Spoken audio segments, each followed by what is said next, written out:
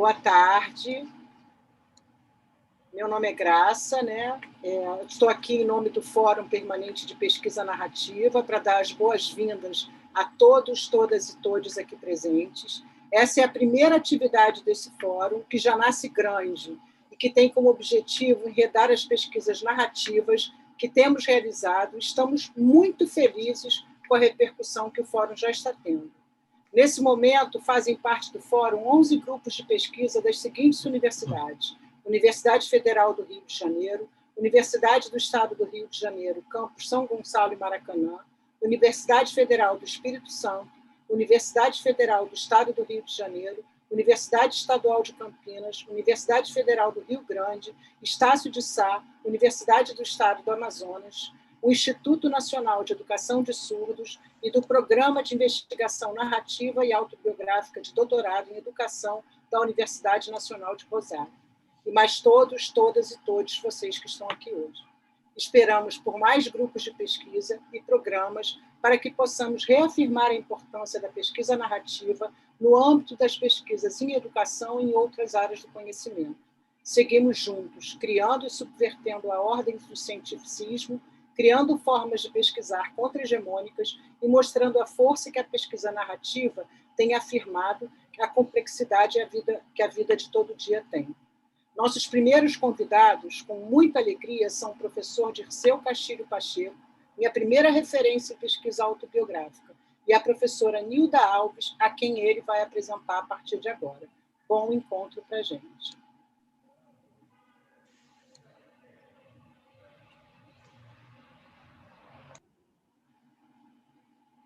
Dirceu. Eu acho que o Dirceu não está mais aqui. Dirceu?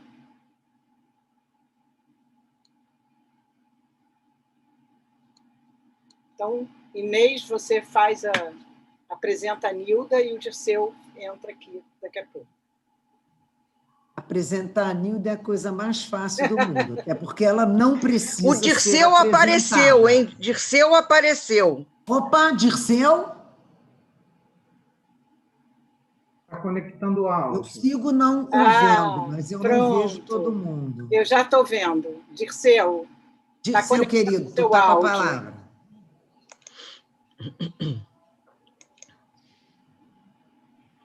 O áudio dele não está conectando. Não, mas isso é fácil, ele vai nos ouvir e vai conectar. Não está conseguindo. Então, Inês, você apresenta a Nilda? Bom, então é isso. A Nilda não é uma pessoa que exija apresentação para a maior parte das pessoas que está aqui. A professora Nilda Alves é professora titular aposentada da UF, professora titular aposentada da UERJ, mas não larga o osso, é pesquisadora em grande atividade nesse momento, fazendo coisas criativas, interessantes, produtivas e segue, portanto, ensinando a todos nós, partilhando com a gente o tanto que ela tem a partilhar, e às vezes até um pouco mais. Então, eu costumo dizer que a Nilda ensina mesmo quando não sabe que está ensinando, e para os que, por acaso, estão conhecendo a Nilda só hoje, vão ter a oportunidade de saber que é verdade esse bilhete. Tudo que eu disse aqui sobre ela é exatamente o que ela é e tem sido. Como ela mesma diz, nós aqui somos quase todos filhos ou netos pedagógicos da Nilda, ou seja, aprendemos com ela diretamente ou com quem aprendeu com ela, né? Enfim, seguimos aqui, não é à toa que é ela que foi convidada para fazer essa abertura, é toda essa trajetória, todo esse carinho, esse respeito e essa confiança que a gente tem no que ela pode seguir nos ensinando, que a traz como palestrante hoje. Professora Nilda, seja bem-vinda, minha querida. Marina, pode começar.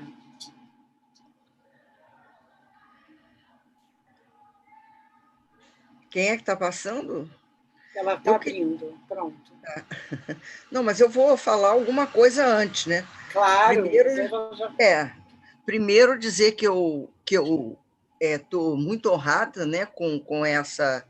Fiquei mais do que honrada, eu estou muito emocionada, né, com esse convite, esse momento de tanta dureza que a gente está vivendo, né, política e de saúde,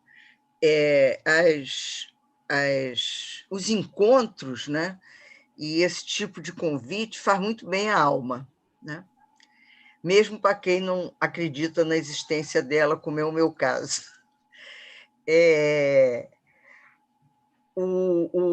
E ainda mais tendo a possibilidade de dialogar com o Dirceu, né? Porque Dirceu foi colega, é colega nosso ainda, né? Lá na UERJ, e esteve muito próximo do grupo de pesquisa, né? Fazendo mestrado e doutorado no grupo, né? Então, foi uma boa ideia chamar o Dirceu para vir para essa também, né?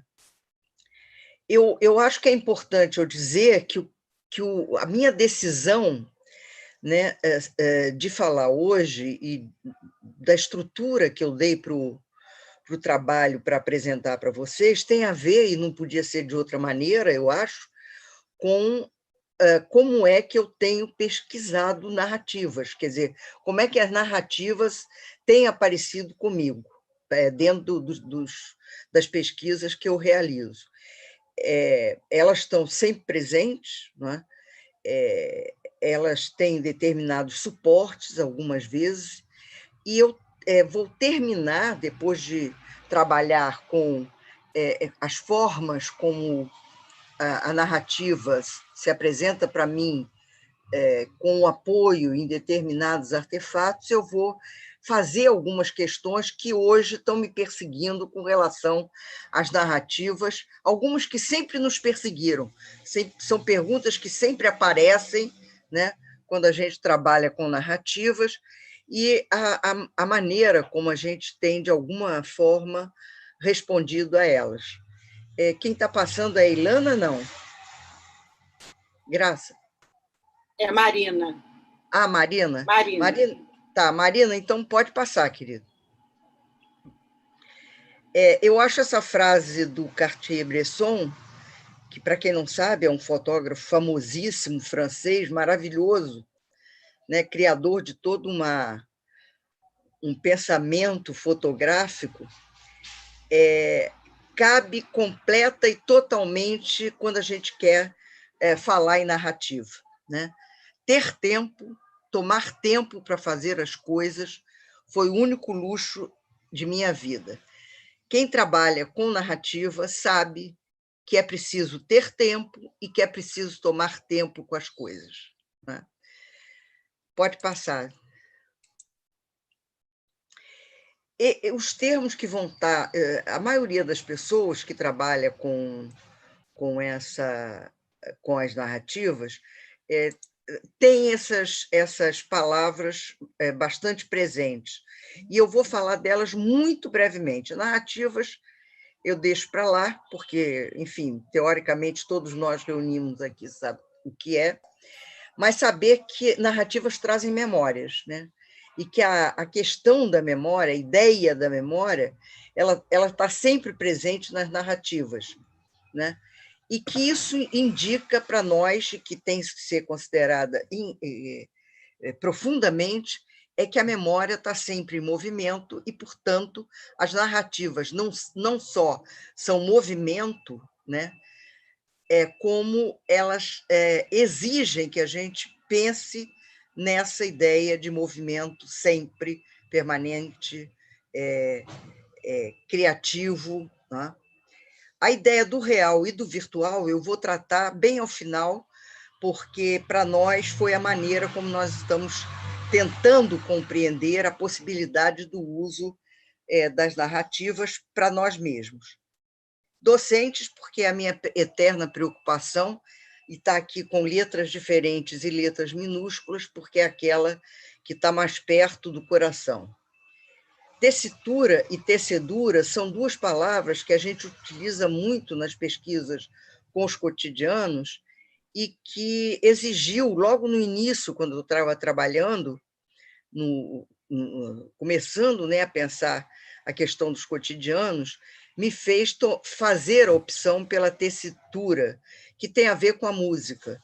E porque a tecedura é aquilo que nos diz quando fios são traçados uns aos outros em tecido.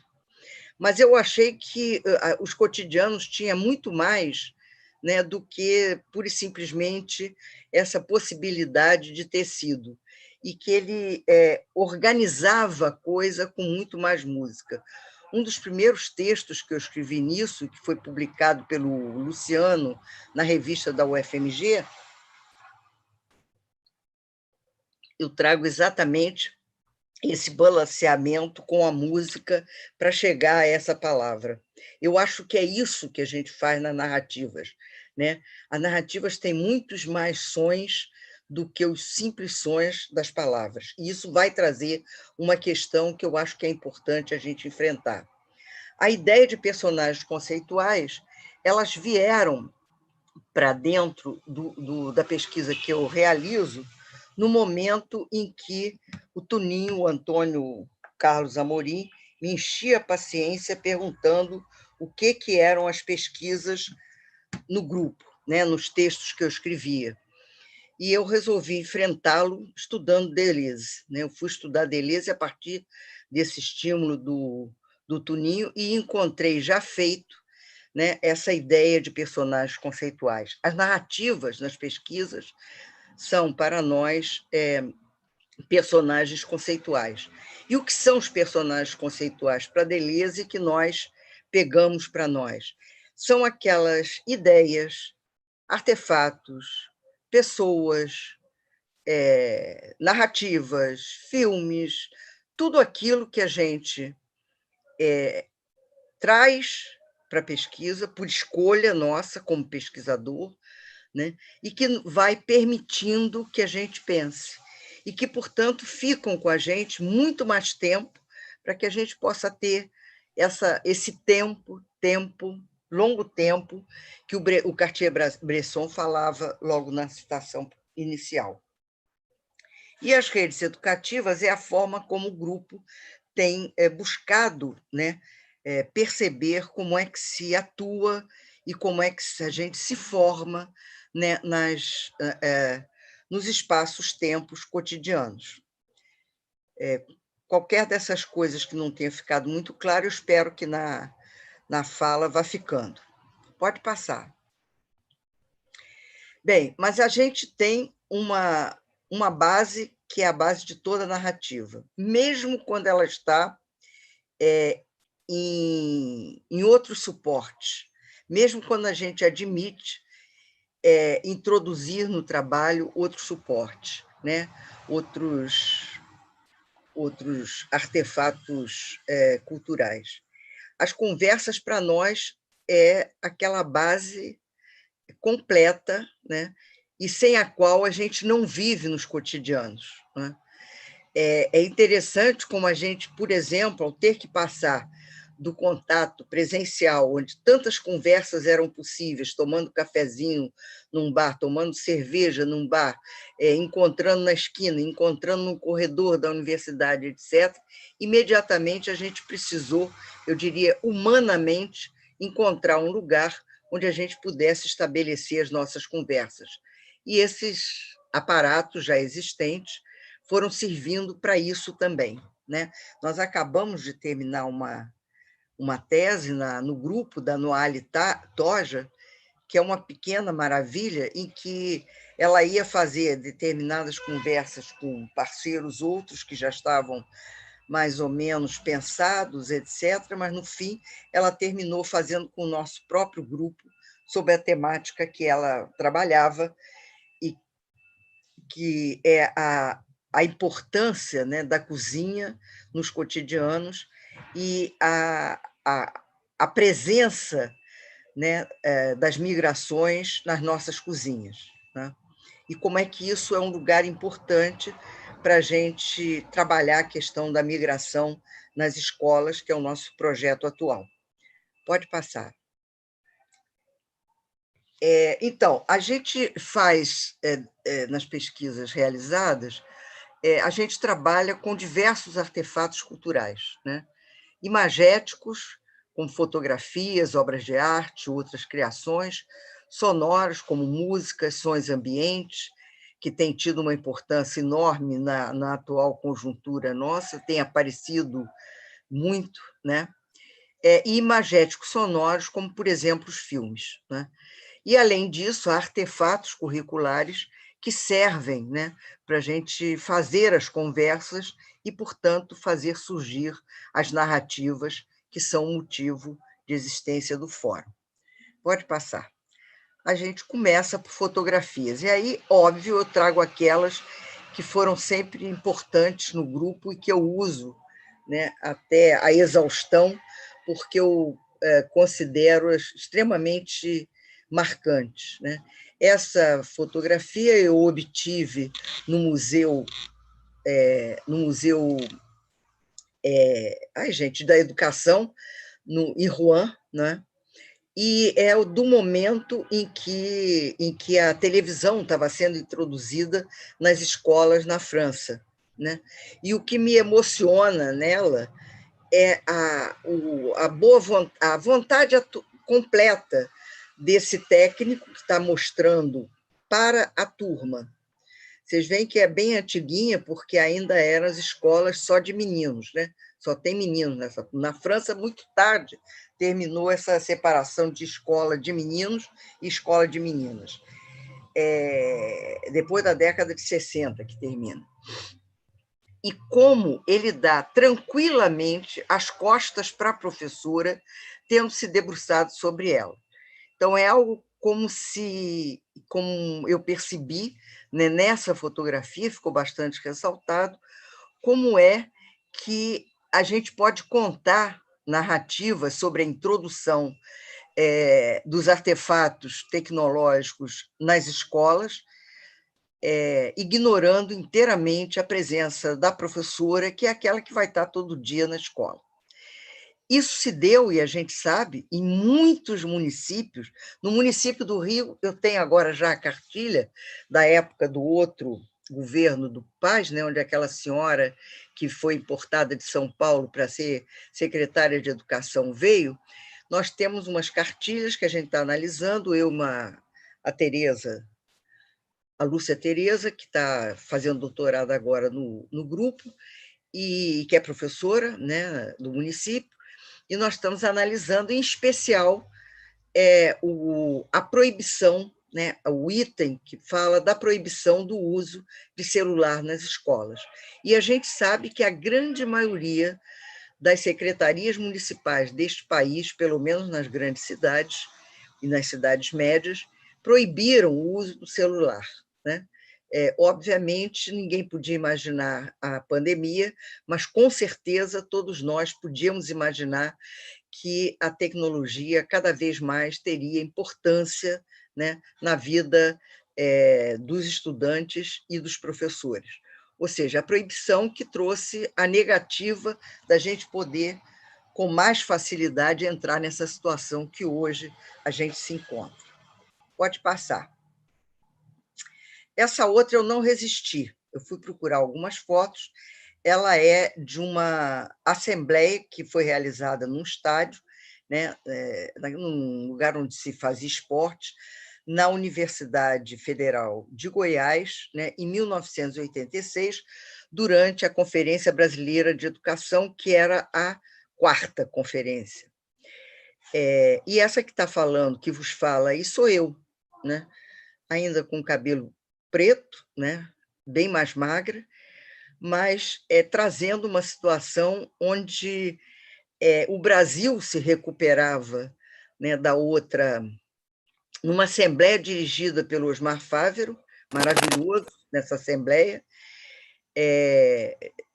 e com a presença dos estudantes e de muita gente, né, que começava naquele momento, de forma bastante acentuada, a discutir o que poderia ser a nossa LDB, que foi abortada, né, pelos senadores Darcy Ribeiro e Marco Maciel, que propuseram um substitutivo. Pode passar. E essa eu não resisti, porque sabendo que Inês estaria aqui, né, Inês? Está se achando aí? Aí tem a Alexandra Garcia, tem a Inês, tem a Joanir, tem a Virgínia, tem o É Inemar. fácil. Eu acho, né? pelo cabelo da Beth. E aí eu disse, não, essa tem que estar lá presente, porque é uma experiência que tem muita história para contar ainda. Eu estou recontando agora, acho que o meu livro autoral do próximo ano vai ser a história de Angra, porque agora está em moda, né, o livro autoral, né? Então, a gente está assumindo essa história de livro autoral. Não pode mais publicar artigos, e só em revista. E essa foto é de 10 anos depois, né? E na experiência incrível que foi o curso de Angra. Tem também aqui, sentadinha de blusa branca, ao lado da Marília, que está na ponta, né? A Marlene, que é minha comadre, né? Que também trabalhou lá um período. Pode passar. E aí tem as obras de arte, né? Essa também foi uma que me marcou com bastante intensidade, e passa e depois a gente volta para ela. Pode passar. Isso, não, desculpe, não volta. Isso retrata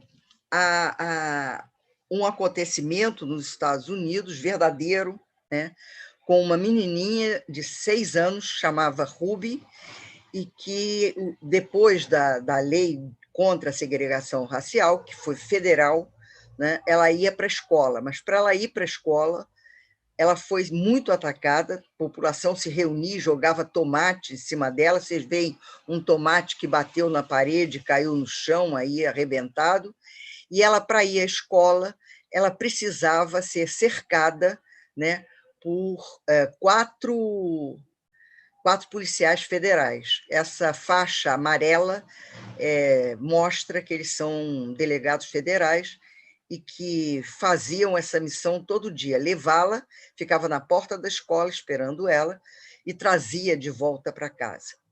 Essa situação durou na escola, porque os pais de alunos brancos retiraram os alunos da escola durante 1 ano, e no ano seguinte ele foi rapidamente se recuperando e ela pôde frequentar a escola sem essa Mas o que tem de muito interessante nisso, como é que eu tomei... Eu gosto muito do Rockwell, né? O Norman Rockwell, que ele realiza muitas cenas dos cotidianos. Mas o que é interessante nessa imagem é que ela foi aproveitada como ideia pelo Spielberg para fazer o ET.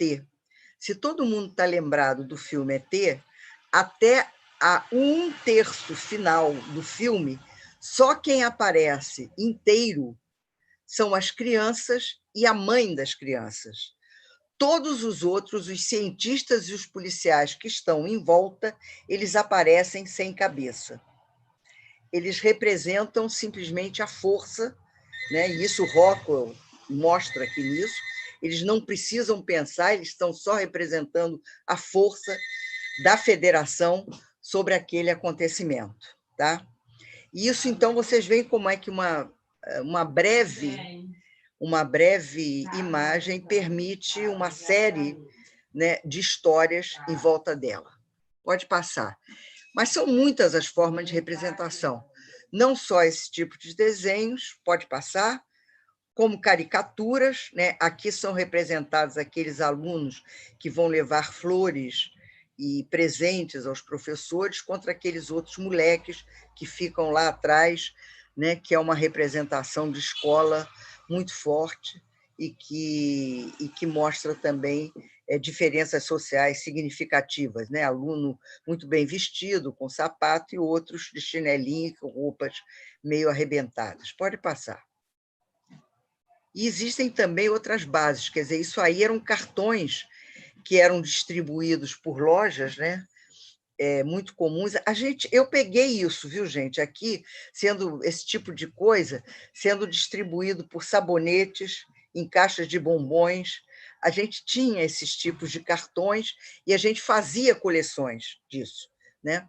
Essa é francesa, porque também foi obtida lá no museu, no depósito do museu, e era do Au Bon Marché, que era uma loja importantíssima, né? E mostra uma cena muito interessante que me faz lembrar sempre o conto de escola do Machado de Assis, que é assim, não é bom a gente acordar o gato que dorme, porque o professor estava dormindo enquanto os alunos estavam fazendo raciocínio e um daqueles bem peste ia lá acordar o professor. Isso também nos traz uma série de possibilidades, né, de narrativas através de conversas com professores. Pode passar. E aí vem os filmes, né, que são os meus 2 projetos atuais, estão com os filmes, e quando eu comecei a trabalhar com filmes, imediatamente ficou claro para mim que eu não trabalharia só com imagens, mas trabalharia com sons. Então, um dos primeiros ordenamentos que eu fiz para possibilitar as narrativas foi das trilhas sonoras dos filmes. Então, nós vamos passar, viu, Marina? Assim, mais rapidamente, não vamos ouvir tudo. Tem que dar 2 toques. Não, volta.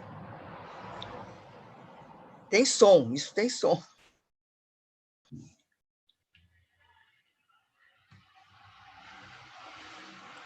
Enfim, não está saindo. Eu acho que está lá em cima. Tem um microfone lá em cima, Marina.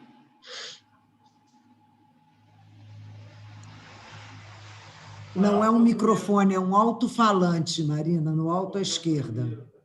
Marina, você tem que ligar o seu som. Liga o som do seu computador, do Zoom. E aí, quando você ligar, vai. Passa para trás.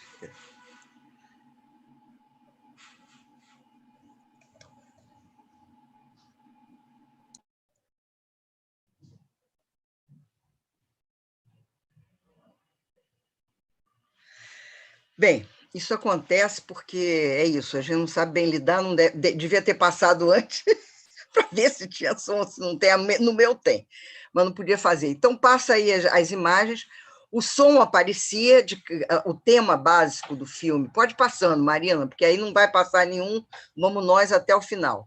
O que eu fiz foi estabelecer, através da... Pode ir passando, é só passa a série, que a gente anda mais rápido. Eu escolhi, né, filmes que mostrassem épocas e que nos fossem... Pode parar aí, pode parar, volta atrás para o último. E que nos mostrasse gerações diferentes, né, com diferentes espécies de música. Então, vocês viram no Suplício de uma Saudade, como se chamou em português, o tema é Love is a Man Splendor Thing, quer dizer, o amor é uma coisa mais do que maravilhosa. Em seguida, o Passo do Elefantinho, como nós chamamos em português, que era o do Hattari. Em seguida, a Pantera Cor-de-Rosa, que é talvez uma das trilhas sonoras mais conhecidas nossas, né? Em seguida, o filme do professor com Harry Belafonte, não, com... Enfim, e cheguei, né, a perceber... Sidney Poitier. Isso, exato. E Sidney Poitier. E esses filmes todos que nós fomos usando, fomos percebendo, né, a importância do som para contar essas histórias.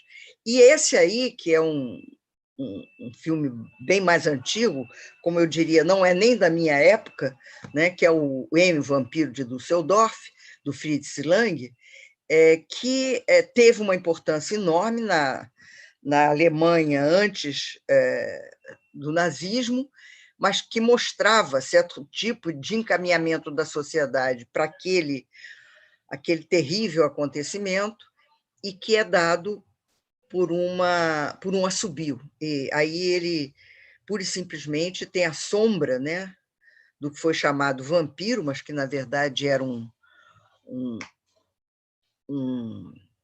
uma pessoa que matava crianças, e o filme é absolutamente incrível para fazer uma discussão sobre a estrutura e a organização da sociedade, como se viam as forças políticas naquele momento na Alemanha.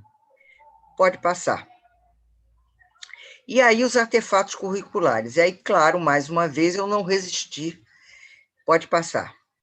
E eu fui apanhar a dissertação de 2000 do Dirceu Pacheco, que se chamou Avaliação Tropical, Prova que Gosto Tens. E isso aí eu disse, eu vou botar isso aqui, porque nós todos vamos ter mais força do que a orientadora do Dirceu, para, quem sabe, ele publicar agora, que tem muito mais facilidade para publicar imagens, né, no e-books, né, é uma coisa muito mais fácil de fazer,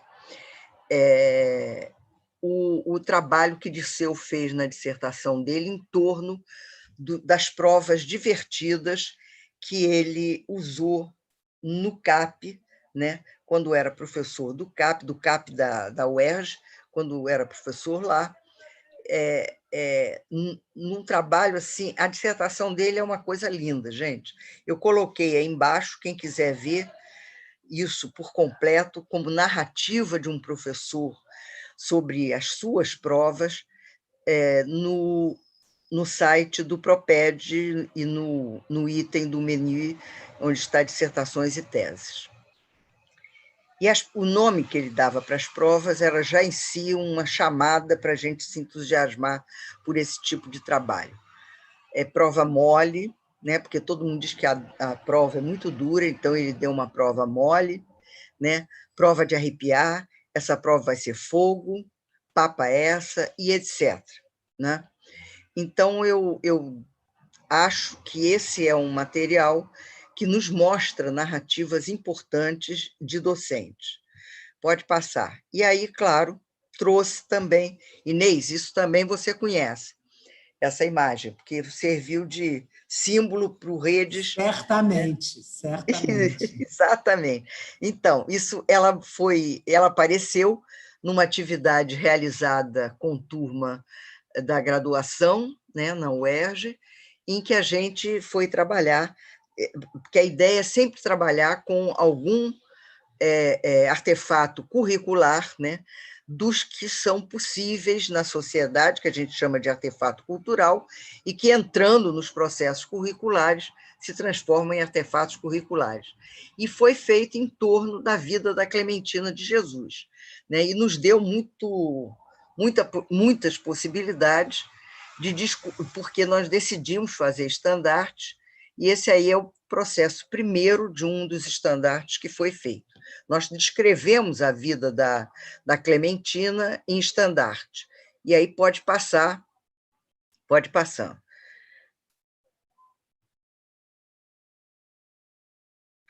Pode parar. É uma das discussões incríveis que a gente teve, porque essa turma tinha muitos meninos, como a gente falava, pela idade aí das pessoas presentes, vocês veem que não eram tão meninos assim, mas foi uma discussão de se era possível, né, os meninos usarem agulha, escolherem fitas, desenharem, bordarem, etc.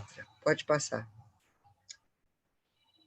Aí é do momento em que se lança o disco dela, né, a Rosa Negra, e aí, pode passar, é a Clementina chegando ao céu, né, depois da morte dela.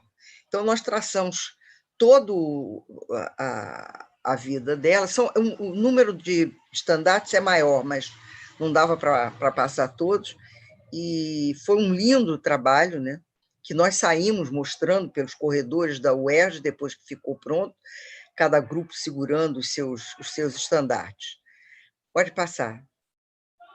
Bom, aí nós vamos terminando, e é isso que eu acho que vai permitir a gente fazer discussões, são as questões que surgem, que me vêm surgindo, que vêm fazendo, que eu própria estou colocando, né, desde que passei a trabalhar com narrativas, tendo a conversa como base e tendo esses artefatos todos, né, como possibilidades de realização de narrativas dentro das conversas que sobre eles apareciam.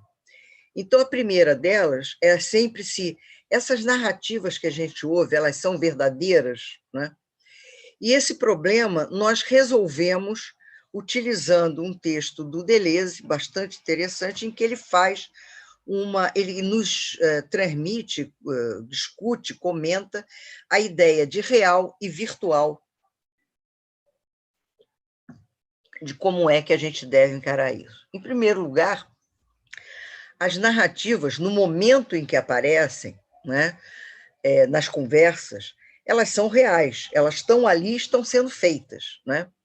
Mas o que interessa em nós não é propriamente isso. O que interessa para nós é que, no momento em que a palavra surge, quer dizer, as narrativas existem, elas trazem muito mais, elas trazem possibilidades de realização, quer dizer, possibilidades de realidade, né?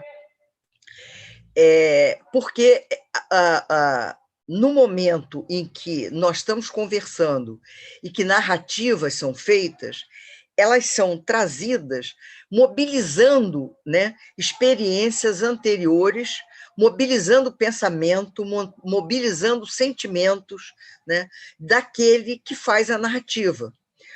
Portanto, também as narrativas são sempre também virtuais, quer dizer, elas não são a representação de uma realidade, né? Elas são reais no momento da sua realização, elas estão sendo emitidas, estão sendo gravadas, mas o que elas trazem é a sua potência de realidade, né? De possibilidade de se transformar em ações que muitas vezes daquele para aquele que emite, que está fazendo a narrativa, e para todos aqueles que estão ouvindo a narrativa nos encontros que a gente realiza.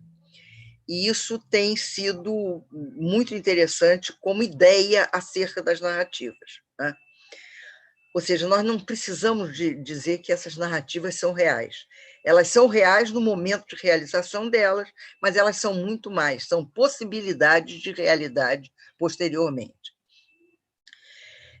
A outra coisa que aparece muito em comum, e isso a gente orientando mestrandos e doutorandos, isso vai aparecendo a cada ano, né? E isso tem que ser recorrente, isso é uma discussão que a gente tem que ter, é a possibilidade de trabalho com quem as faz, né? Então, quando a gente vai escrever, surge sempre aquela coisa, nós vamos dar nome para quem faz, nós vamos criar nomes fictícios, então há toda uma tendência de criar nomes fictícios, há toda uma tendência de dar nomes, né? Porque nos meus trabalhos, esses nomes aparecem sempre, porque nós perguntamos se as pessoas querem manter o próprio nome, e como as pessoas entendem que aquilo é a possibilidade de existirem, porque o seu nome é ali escrito em cima de uma folha de papel, mostra que elas existem, né? Quando nas grandes comunicações quem existem são outros, né? São os políticos, são os secretários que fazem leis, são os deputados que votam as leis, etc. e tal.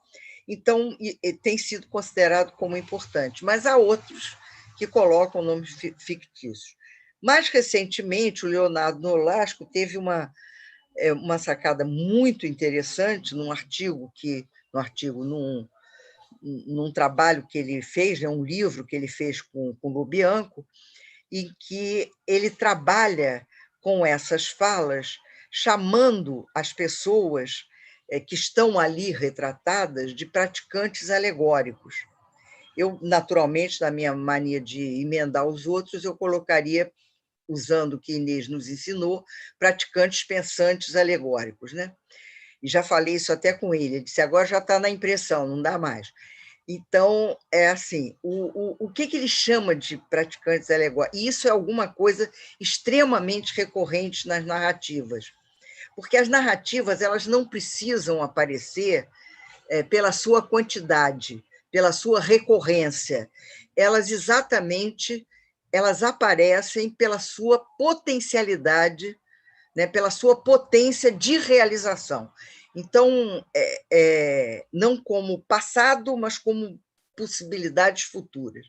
Então, ele chama para colocar, né, e coloca de uma forma muito interessante, as falas dos praticantes, que, em geral, o que ele trabalha são seus próprios alunos nas salas de aula de graduação, que ele só agora que ele virou professor de pós-graduação, ele busca uma frase, duas frases de alguma pessoa e vai emendando, e vai transformando numa grande narrativa frases eventuais de muitos praticantes pensantes.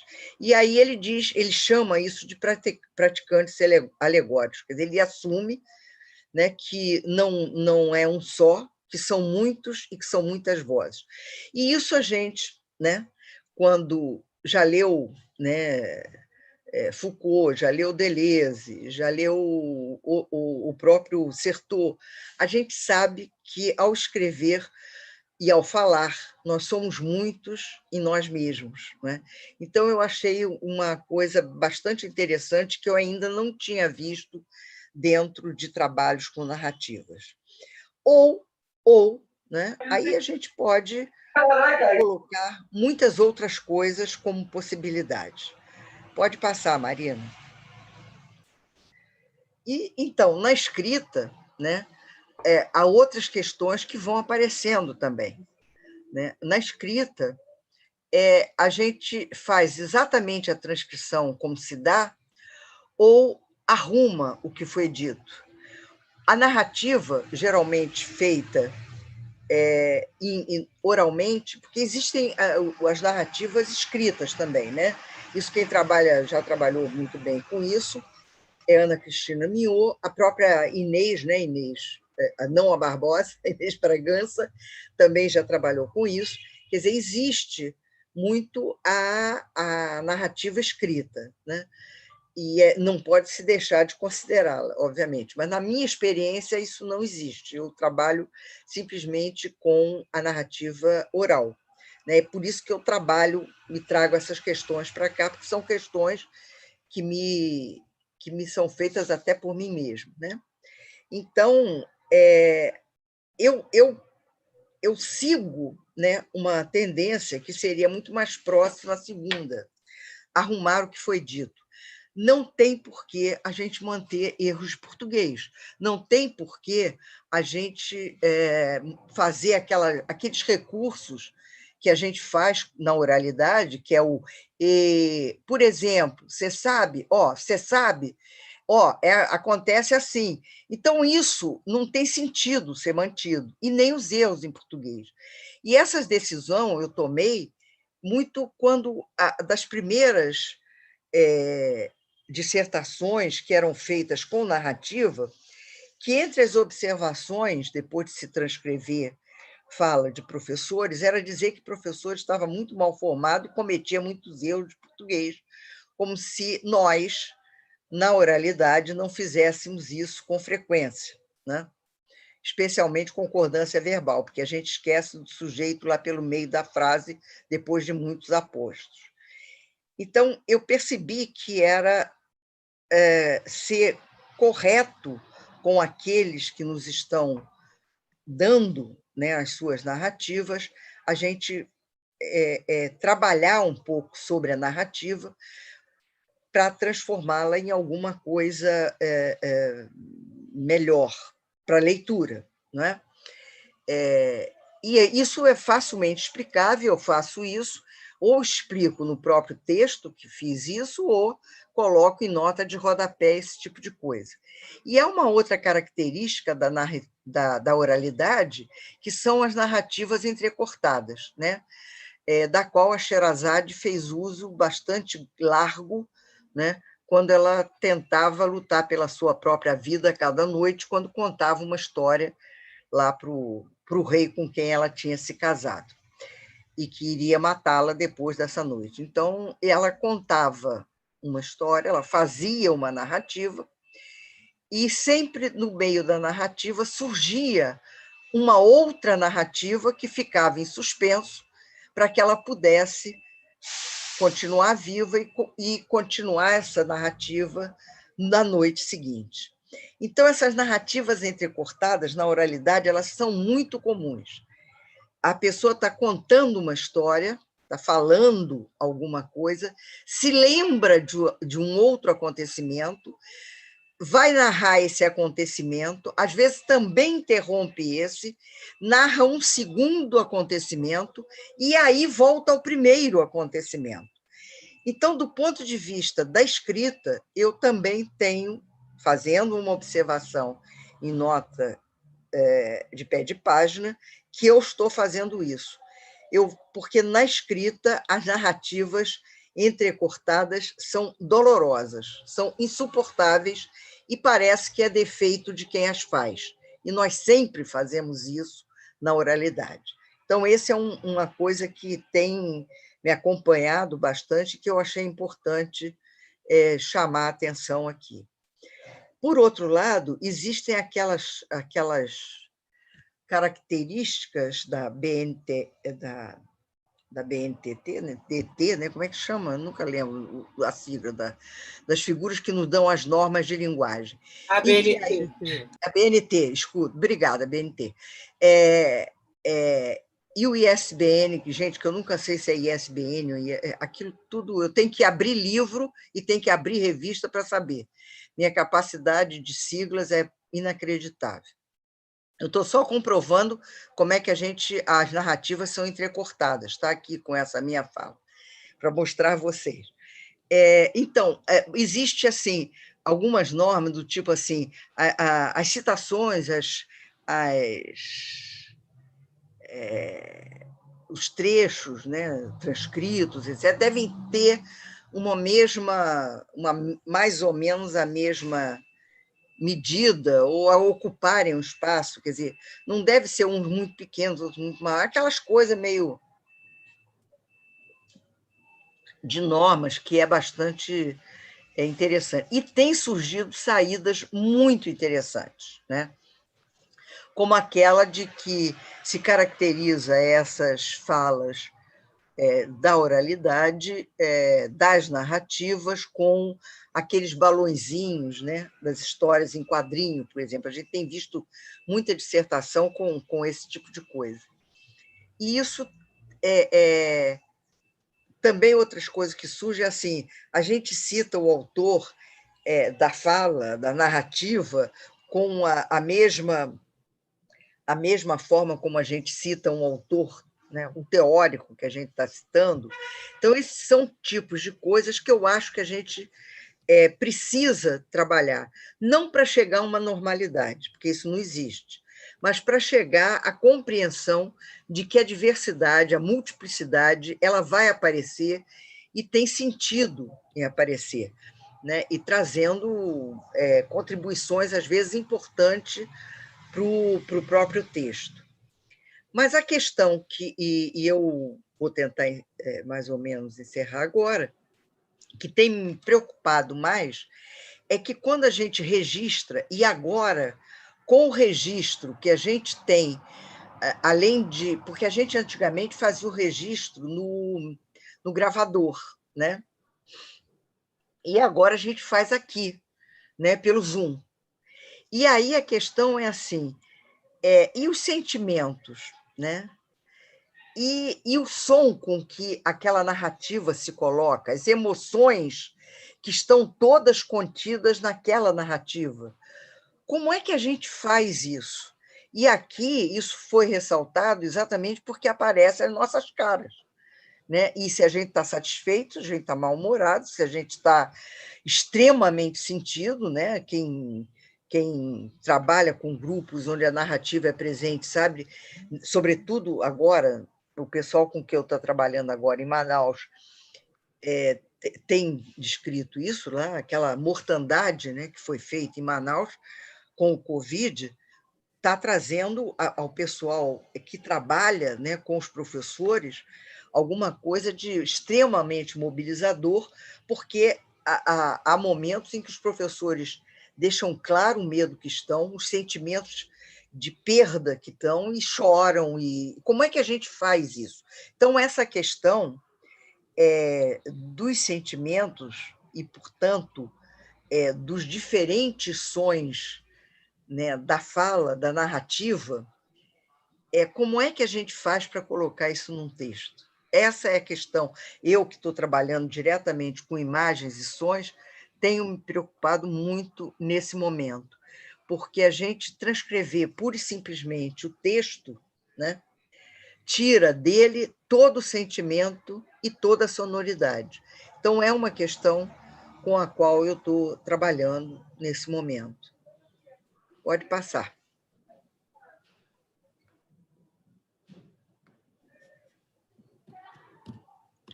É para acabar.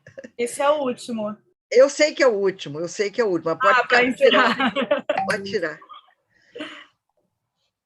Gente, é isso. Eu quis, e torno a dizer, eu quis trazer, né, aquilo que tinha passado na minha vida com relação a narrativas, quer dizer, quis tentar fazer dessa fala uma narrativa, mas, ao mesmo tempo, trazendo aquelas questões que nos ocupam sempre como acadêmicos, sejamos pesquisadores sênior, sejamos mestrandos, doutorandos ou pesquisadores júnior, para a gente poder conversar, para fazer disso aqui uma conversa. Tá bem? Muito obrigada, Nilda. Dirceu, a palavra é toda sua. Estão me ouvindo? Sim, estamos. Mas tem que falar mais alto, viu, Dirceu? Está muito baixo. Bom, vou tentar aqui, aumentar aqui um pouco o meu som. Então, Ficou aumente ótimo, o máximo possível. E... Melhorou? Melhorou. E se você segurar o microfone pertinho da boca, também melhora. É o que eu vou fazer. Inicialmente, eu quero parabenizar a Graça pela organização, né, do fórum e da criação do fórum permanente. Eu perdi, de repente, a imagem aqui e acabei voltando para a sala. No primeiro momento, eu não pude fazer a apresentação de Nilda, entretanto, eu peguei um pouquinho da fala de Inês e não teria, acho que, melhor pessoa para apresentar a Nilda do que Inês. E é um prazer, na realidade, estar com os colegas, todos aqui presentes, muitos dos quais eu não vejo há muito tempo, e que essa tecnologia hoje nos permite. Agradecer ao convite, ao mesmo tempo dizer da minha preocupação, inclusive, né, do meu temor de comentar, ou pelo menos conversar, né, com Nilda Alves, né, que é essa pessoa que todos nós conhecemos, admiramos, amamos, mas eventualmente tememos. Tememos no bom sentido. Nilda fez uma apresentação digna, no meu entender, do que significa trabalhar com narrativas. Ao fazer a sua narrativa, da sua experiência, das suas pesquisas, desde o primeiro momento, quando começou lá, algumas poucas décadas atrás, trabalhando com a questão, buscando um caminho alternativo que não esse hegemônico que, de certa forma, nos oprime há muito tempo e ainda há alguns trabalhos acadêmicos. Eu já há algum tempo deixei de participar num grupo de pesquisa de uma forma mais ativa, porque me envolvi com a administração da universidade, da Faculdade de Educação, mas pude acompanhar de longe, ou mais ou menos de perto, a evolução, digamos assim, das pesquisas.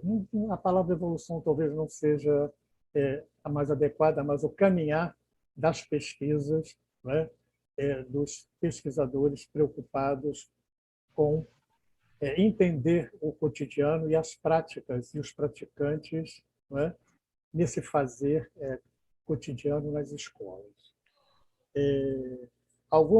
Quando Nilda estava fazendo a sua fala, eu fui revisitando também aqui um pouco da minha história como professor e como pesquisador, me vendo em algumas situações em que, se tivesse que voltar a escrever o que fiz, manteria, na realidade, algumas dessas coisas, mas mudaria. Mas o próprio tempo nos ensina isso, ou seja, nós somos hoje o que não éramos anteriormente, ou somos aquilo que também éramos anteriormente, mas de uma maneira diferente, né? E essa compreensão de quando a gente se debruça sobre principalmente esses artefatos curriculares que Nilda colocou e nos quais foram os que basicamente eu trabalhei e que eu trabalho ainda quando oriento alguns alunos do curso de educação à distância que buscam escrever as suas histórias a partir das suas próprias histórias e dos materiais, dos artefatos culturais que eles possuem, né? Eu me sinto muito mais à vontade para me colocar sobre o tema, né? Então, eu acredito que uma das coisas que mais não é me perturbou, mas mais me questionou, mais me desafiou na fala de Nilda, é exatamente essa última questão que ela traz de como nós, né, podemos encontrar, se há esse caminho ou caminhos, de preferência no plural, e que possamos trabalhar com as emoções e os sentimentos das pessoas, e dos sons, e dos cheiros, e das cores, né? E do brilho no olhar das pessoas quando elas estão, na realidade, nos contando, narrando suas histórias. Seria alguma coisa assim como uma escrita talvez sinestésica, eu não sei se isso seria correto, mas fiquei pensando sobre isso, né? Que a sinestesia nos traz esses sentidos todos ligados aos sentidos, de uma maneira geral. E como colocar isto, fiquei, digamos assim, desafiado em tentar pensar um pouco, futuramente, não agora, que não dá, né, sobre essa questão. As mais questões que Nilda traz, e que eu acho que são fundamentais para todos nós, é poder romper com o modelo, né, digamos, que ainda é hegemônico, de se fazer pesquisa quando se trata, na realidade, de se fazer entrevista com pessoas, de se buscar os saberes dessas pessoas, as práticas dessas pessoas. Então, eu tenho acompanhado um pouco de longe alguns desses trabalhos, né? Quer através de algumas leituras de texto, quer através, na realidade, de publicações ou conversa mesmo com colegas, o que tem sido ultimamente mais difícil, porque há 3 anos, há mais ou menos uns 3 anos, eu me aposentei, e aí quando a gente se aposenta, a gente dá uma relaxada, digamos assim, um pouco, né? Na ação mais próxima das pessoas que ainda estão, na realidade, produzindo. Uma coisa que me preocupa sempre muito, e acho que as narrativas de professores podem trazer, é que professores, e não só eu, mas isso não aconteceu com ninguém. Muitos que eu conheço, né, guardam seus registros, né? Tem guardado em casa ou uma prova, ou uma fotografia, ou um planejamento, porque não existe uma política de Estado no nosso país que, de alguma forma, preserve a produção dos fazeres e saberes dos professores em sala, que eles desenvolvem nas suas salas de aula. O que temos, muitas vezes, nas escolas são arquivos muito mais administrativos e que servem de base para algumas pesquisas que acabam redundando muito mais, na realidade, em trabalhos voltados para questões ligadas à avaliação, à reprovação, talvez de violência na escola, do que efetivamente a prática do professor.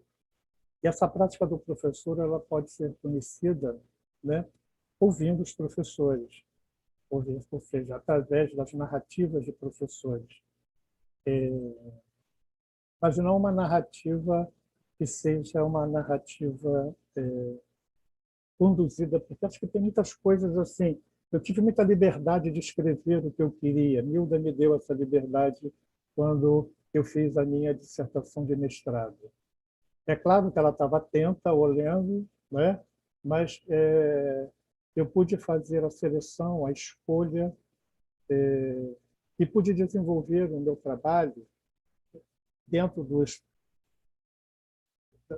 padrões e dos teóricos que nós estávamos discutindo naquela época, e que me permitiu fazer um trabalho que eu estava dando uma olhadinha nele outro dia, aqui por conta desse convite de Graça, da Graça, e eu mesmo fiquei emocionado de ler o que eu tinha escrito há algum tempo atrás, há 20 anos atrás, no ano 2000. Né? E me vi ali, me vi na fala de Milda agora, porque eu fui, digamos assim, eu escrevi, eu fui capaz de narrar, mas eu acho que no meu trabalho, inclusive, está algumas das minhas emoções, essas emoções que Milda reivindicou aqui, né? Quando eu não falo só das minhas, mas falo também dos meus alunos, dos escritos que eles deixaram, dos registros, que não foram nem todos escritos, e vários são iconográficos, na realidade. E que deu para produzir uma dissertação que foi o melhor que eu pude fazer naquele momento, mas que é admirado por muitas pessoas quando as leem e gostam, encontram ali a fala de um professor das questões do cotidiano da escola e que não seguiu regras limitativas de um modelo muito tradicional de se escrever, né? Eu também tenho um pouco dessas preocupações quando vou escrever, se devo ou não colocar o nome das pessoas. Muito embora eu tenha aprendido que a gente sempre deve dar nome às pessoas, aos seus verdadeiros autores, para dar um lugar a eles na história da própria educação, na medida em que grande parte da história da educação está muito mais preocupada, ou sempre esteve preocupada, com os grandes legisladores, com os grandes educadores, ou tido como grandes educadores. Sempre me preocupou essa questão de saber como é que esses educadores, esses grandes educadores do seu pensamento, estavam dentro das salas de aula, com os professores, né, a partir do momento em que os leram, viram seus pensamentos, adquiriram e assimilaram, né, e se relacionavam com as suas redes esses pensamentos e praticaram, né? Então, cabe a esses professores, e talvez não aos outros autores, estarem num trabalho, uma produção que seja acadêmica, que seja valorizada, que seja reconhecida, né? E, bem, por outro lado, eu gostaria também de dizer aqui que eu estou muito assim, digamos, meio eu não sou tão assim calado, eu não sou tão truncado assim como eu estou, não. É pela falta mesmo de prática de estar conversando com um conjunto de pessoas a quem eu respeito e admiro. Mas eu gostaria de perguntar a Nilda, né, se fosse possível, o seguinte: ainda hoje, apesar das pesquisas dos pesquisadores nos dois com os cotidianos e a diversidade que eles apresentam nas suas práticas já serem uma realidade, né? Nós sabemos que na academia, a academia é um espaço de poder, né? E há outros autores que também trabalham com o cotidiano, acho que não trabalham nesta linha, né? E que, a bem da verdade, seria, eu não sei se é uma linha, a pesquisa nos dois com os cotidianos, se ela é uma postura, se ela é uma maneira de viver, se ela é algo, né? Se ela é algo assumido por um conjunto de professores que são capazes de dizer não ao que está constituído, ao que está instituído, como verdade, né? Então, o que eu gostaria de saber é assim, como hoje as produções feitas, na realidade, pelos autores, né, nos dois com os cotidianos, está sendo vista no conjunto, na realidade, da sociedade acadêmica brasileira. Se ainda existe muita resistência, ou se não tem importância a resistência dele, porque nós estamos resistindo, né, e fazendo aquilo que acreditamos ser o que é para ser feito. Obrigada.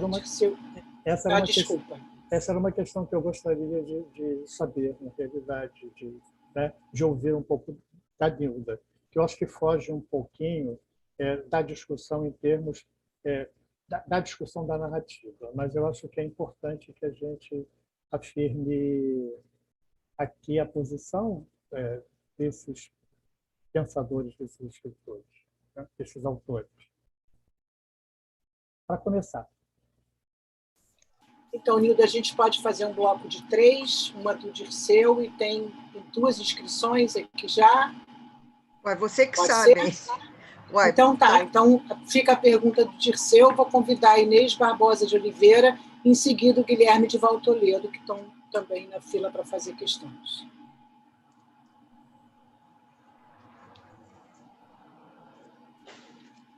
Inês. Então, vou passar para o... Não passa para ninguém, não, estou aqui. Oh. Não, na verdade, eu fiquei esperando o primeiro, esqueci que o Dirceu já tinha feito, entendeu? Estava conformado em aguardar, mas não precisava.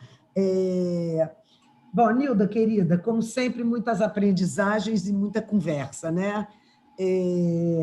Então, assim, eu me lembrei quando você citou as correções que se faz, que você está fazendo nas narrativas, eu me lembrei de 2 coisas. Quando eu estava em Coimbra, o autor de um capítulo do livro que o Boaventura organizava sobre as vozes do mundo, é o nome do livro, que era uma entrevista com um chefe indígena, ele era da Amazônia, do Amazonas, e era uma entrevista com o chefe indígena, e ele me mostrou para eu ver antes dele entregar. E eu chamei a atenção dele para o fato de que chamar a atenção, quer dizer, de escrever o que o indígena disse, com todos os erros de português, jogava contra a intencionalidade do livro, que era mostrar o conhecimento, porque com aquele português ele estaria mais mostrando o que o cara não sabia do que o cara sabia, qual era a relevância daquele conhecimento que estava sendo narrado. Ele concordou comigo, eu acho até que corrigiu, não sei, enfim, faz muitos anos isso, quase 20 anos, concretamente. Mas me lembro também, e é ótimo que Guilherme esteja inscrito para falar depois de mim, de uma banca que eu estive na Unicamp, Guilherme, eu acho que você também estava na banca, em que o Vanderlei chamou atenção para o fato de que, no trabalho sobre as entrevistas, as conversas, nem sei como chamou naquela ocasião, a candidata, a doutoranda, tinha feito todas as textualizações das falas das professoras, exatamente fazendo essas correções. Então, eu já ia mesmo pedir ao Guilherme para falar um pouco mais sobre isso, o que é essa noção de textualização, porque eu acho que ela é importantíssima, exatamente para evitar enfim, o que você falou. Depois tem uma outra coisa que você comentou, que me chama sempre muita atenção, a história do é verdade ou não é verdade, né? Eu adoro, por exemplo, quando eu vejo filme baseado em fatos reais, porque eu fico imaginando que os outros sejam baseados em fatos fictícios, né? Enfim. E aí tem duas histórias. Uma que é o que dizia o Castoriadis, né, que eu acho que cabe perfeitamente na narrativa. Se você acredita que é verdade, verdade é. Né? Aliás, o Habermas diz isso, né, que verdade é uma crença compartilhada. Né? E a própria ideia da Marilena Chaui, da narrativa como reinvenção da memória. Quer dizer, então, a gente tem aí um campo que eu não sei se é possível dizer o que é verdade e o que não é, diante de algumas narrativas. E eu fico sempre pensando nisso quando a gente ouve professores. Não sei se você se lembra uma vez que a gente foi conversar com o Henrique Sobreira, e falando sobre narrativa de professor, ele falou que fazia isso também. A gente disse, Henrique, mas então é parecido com o que a gente faz. Ele disse, não, é o contrário, porque vocês acreditam nelas e eu não. Né? Enfim, então, são tantas nuances, né? Enfim. Anyway, e aí eu sou uma abusada, eu vou responder a pergunta do Dirceu, mas como uma provocação para a gente seguir.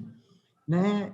Em que medida o próprio fato da gente seguir trabalhando com narrativa e ser capaz, hoje, a partir da iniciativa da Graça, a quem imagino que todos nós agradecemos, estarmos aqui, já é uma demonstração, né, de que as relações de poder seguem, no momento elas nos são absolutamente desfavoráveis, né? Meus ídolos estão mortos, meus inimigos estão no poder, né? Dizia Cazuzinha, mas a gente segue e a gente ganha espaço também, enfim, onde é possível ganhar algum espaço. Então, eu já fico feliz com isso. E, para terminar, para não ocupar espaço demais, professor Dirceu, eu tenho provas, evidências científicas de que a sua dissertação tinha que ser publicada. Né? Eu estava lá, né? Eu vi.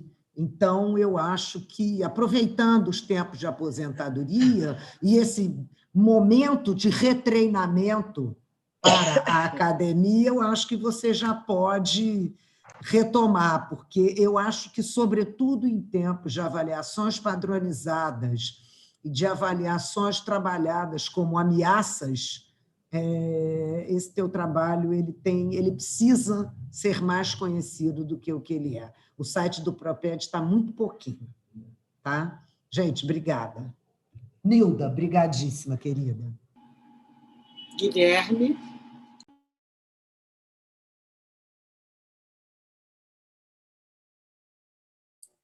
Você está sem som. Peraí. É que eu abri e ele fechou. Não sei por quê. Bom. Está aberto agora, Guilherme? Agora está aberto. Então tá bom. Tá. Então, eu queria primeiro pedir a palavra para agradecer exatamente isso que você colocou, Inês. Agradecer a iniciativa da Graça, né, de criar esse fórum, juntamente com todas as outras colegas e colegas que trabalham com narrativa, porque esse fórum, né, num certo sentido, é quase que uma celebração, né, a um trabalho de professoras pesquisadoras tão importantes para a nossa formação como Regina Leite Garcia, Nilda Alves e Corinta Geraldi. Então, eu queria agradecer muito essa iniciativa.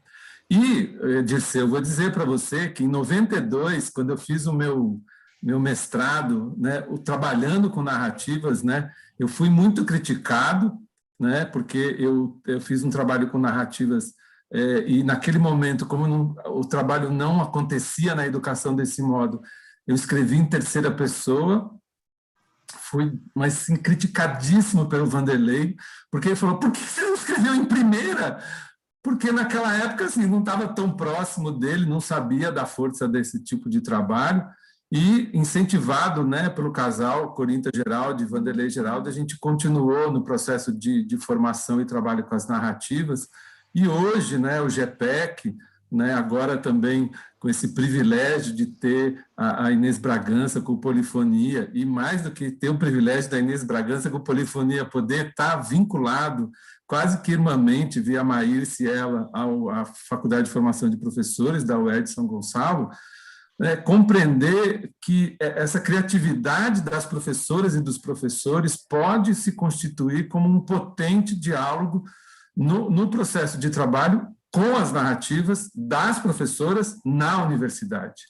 Então, é isso mesmo que a Inês colocou, o fato de você ter a possibilidade desse fórum já é emergência, já é evidência científica, né, de uma outra cientificidade tão cara a nós do GEPEC, né, a partir do movimento do Fala Outra Escola, uma outra cientificidade que se assenta em relações mais igualitárias, mais horizontais, não só em consciências equivalentes que se constituem.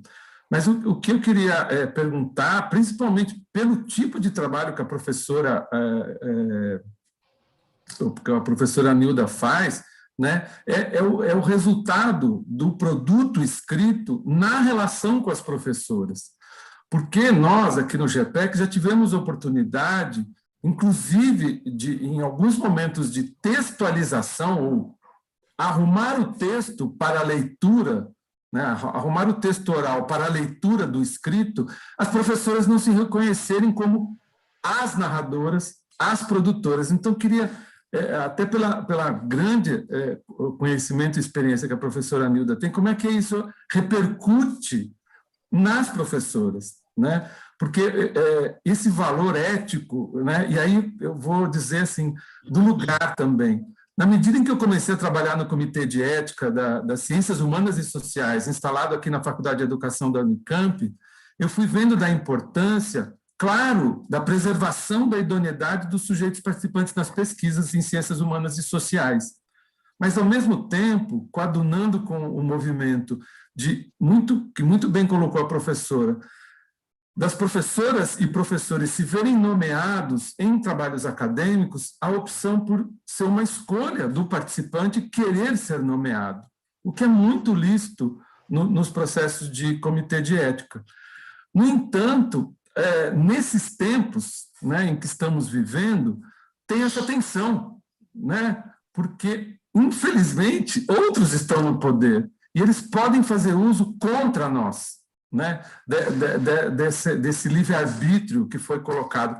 Então, eu queria ouvir um pouquinho, professora, você contar, talvez, com os seus desafios éticos, né, seus dilemas éticos, como é que você os enfrentou, principalmente nas pesquisas NOS e com cotidianos, e, ao mesmo tempo, agradecer a Graça, e, em nome da Graça, agradecer e saudar todas as colegas e colegas que estão fazendo parte aqui desse fórum, inclusive, né, como foi colocado aqui, los hermanos, né, de alguns lugares da América Latina. Então, eu queria agradecer muito, Graça, muito obrigado mesmo, estou muito feliz por estar participando.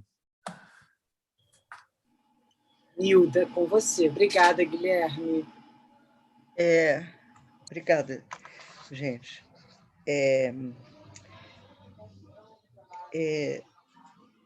Dirceu,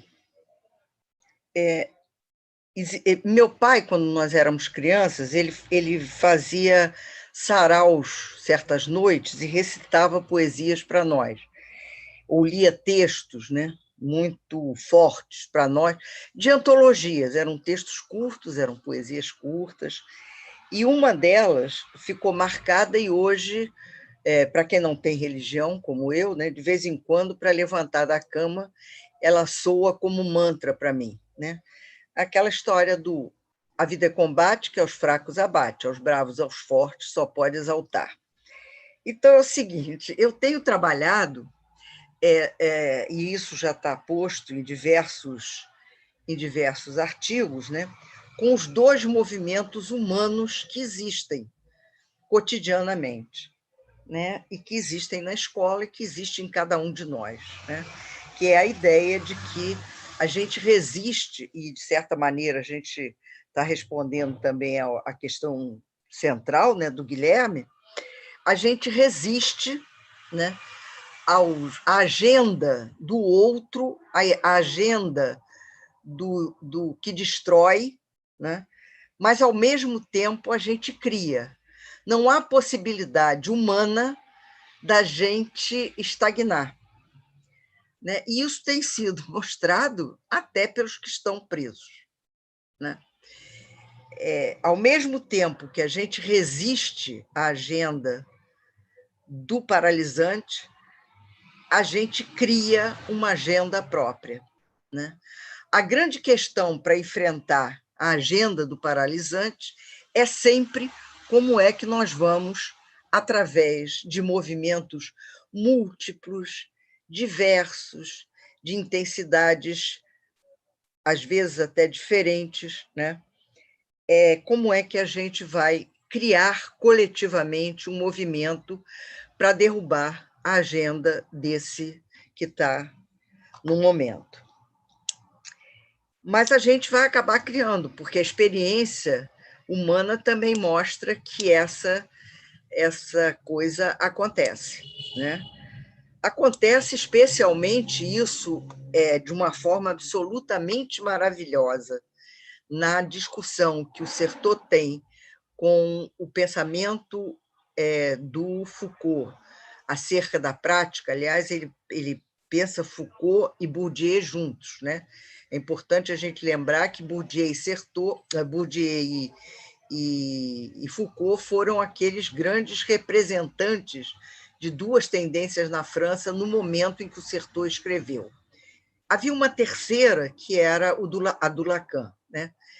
E que teve muita importância para o Certeau, mas que não é ativa para dentro do que eu trabalho, portanto, eu conheço muito pouco. Então, a capacidade, né, de criar, ela não é uma coisa só evolutiva, só ensinada. Ela é própria do ser humano. A gente vai criar possibilidades de sair de uma situação difícil, né? E muito difícil, né?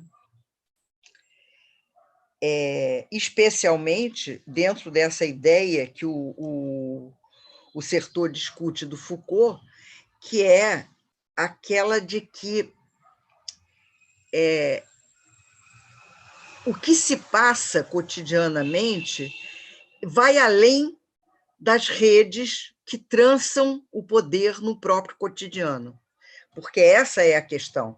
Quer dizer, como é que a gente vai organizar as forças de criação contra forças perigosas de destruição, e isso é feito, isso de alguma maneira é feito. Eu acho que nesse movimento do dia 29, a gente teve muito isso, eu percebi isso, esse movimento, no meu WhatsApp da família, né? O meu WhatsApp da família só tem mulheres, porque é uma família muito feminina.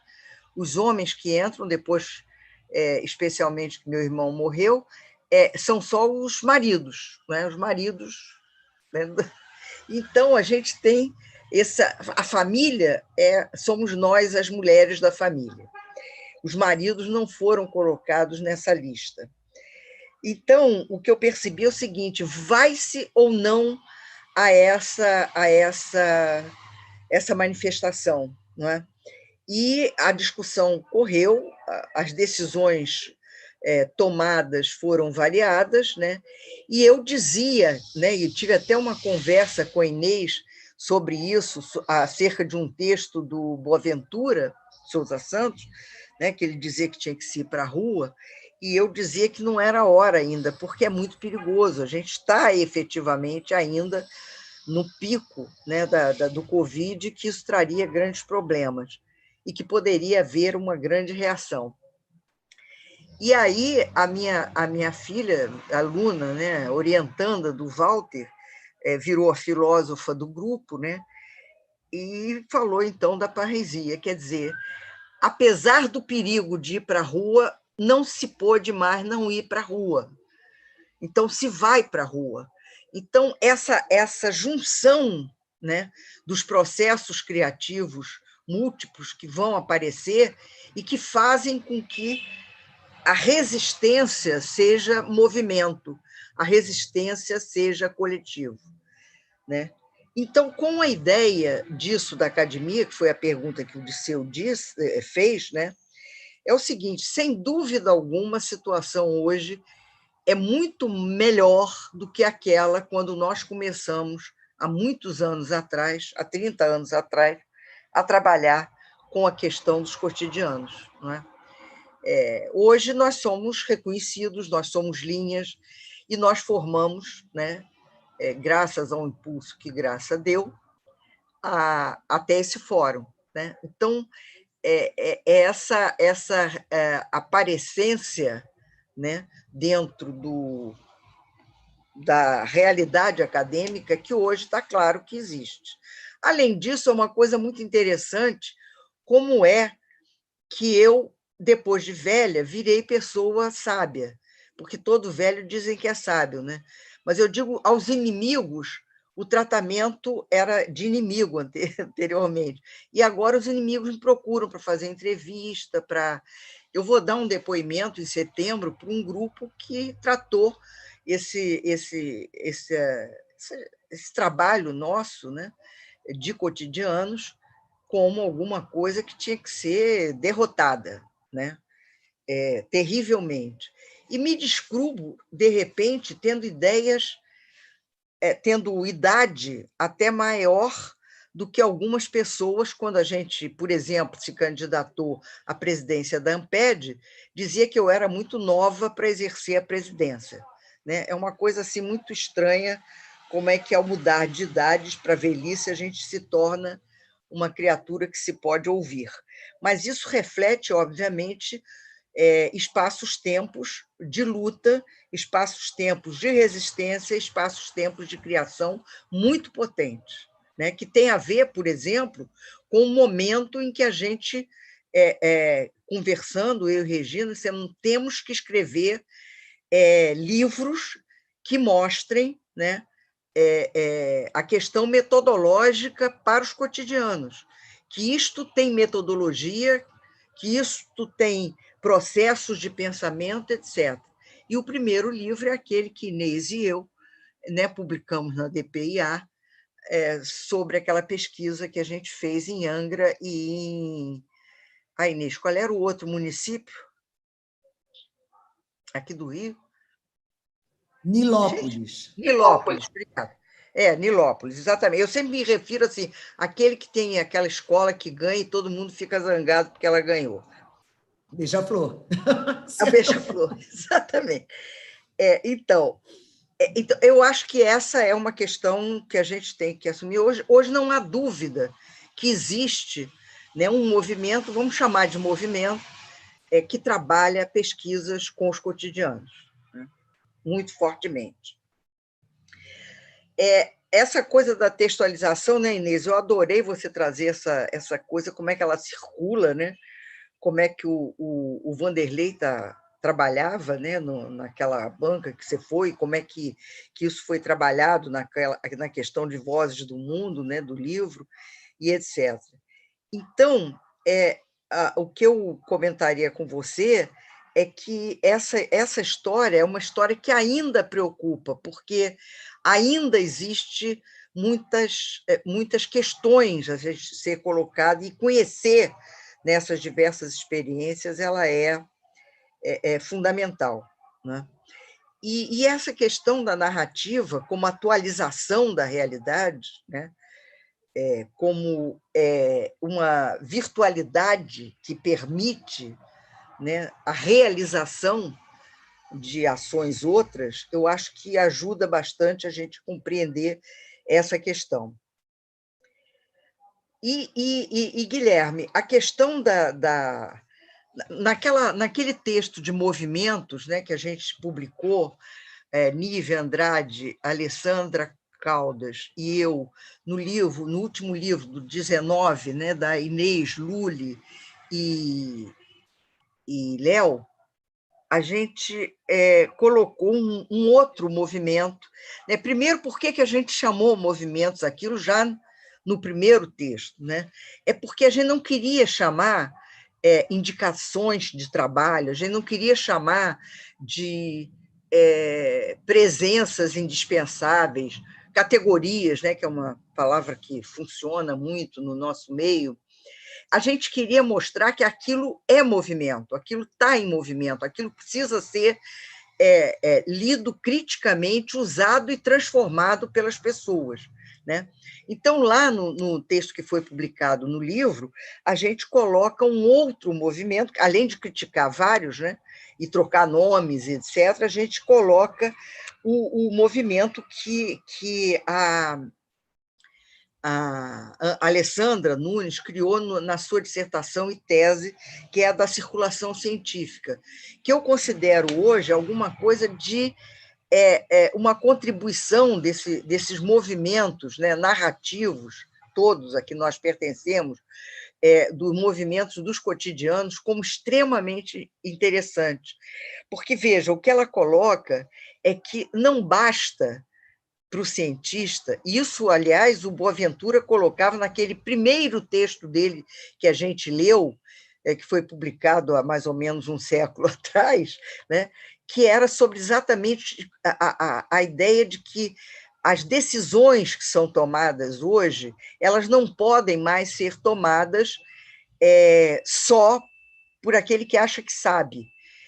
Elas vão mobilizar e vão prejudicar ou violentar milhões de pessoas. E eu acho que a gente teve um exemplo disso incrível com a ivermectina aqui nesse país. Né?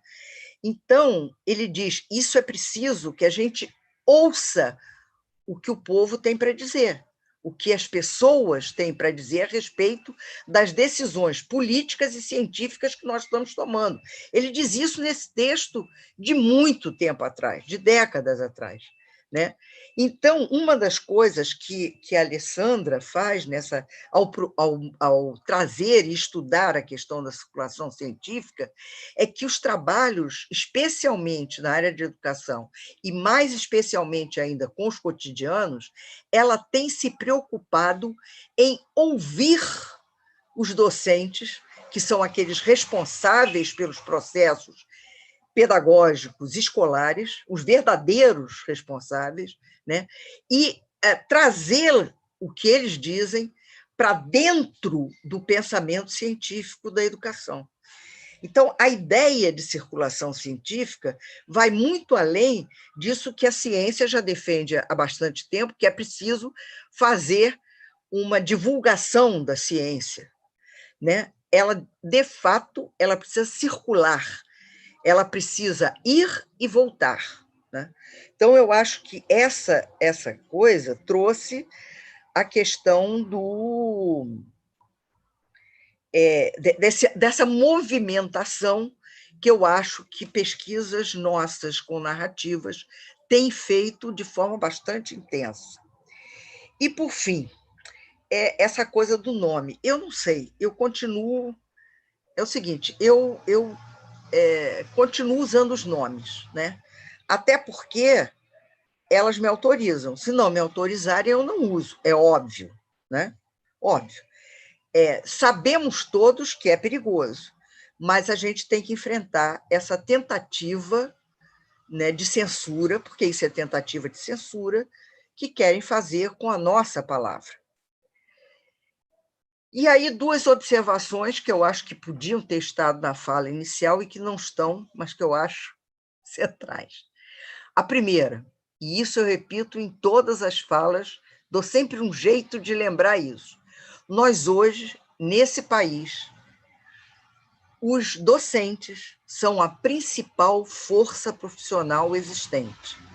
Antes, eram bancários, seguidos de muito perto pelos professores. Com a maquinização, né, a informatização, como eles dizem, dos bancos, os bancários caíram muito de número. Mas nós não caímos de número. E nós hoje somos os principais em número das categorias profissionais existentes nesse país. Nós não somos as mais movimentadas, nós não somos as mais fortes, né? Petroleiros provavelmente são muito mais fortes do que nós, mas eu acho que esse dado tem que ser considerado. E, sobretudo, neste momento de pandemia, a gente tem que considerar, nestas questões, duas coisas. A primeira, quem resolveu as questões da pandemia foram docentes e diretores de escola, não foram autoridades educacionais. A perplexidade delas foi inacreditável. E as fundações que inventaram aquelas apostilas, né, terrificantes, não sabiam como atuar. Por incrível que pareça, só agora a publicação, as falas dessas fundações e das secretarias, especialmente as municipais, vai na direção de criar alguma saída.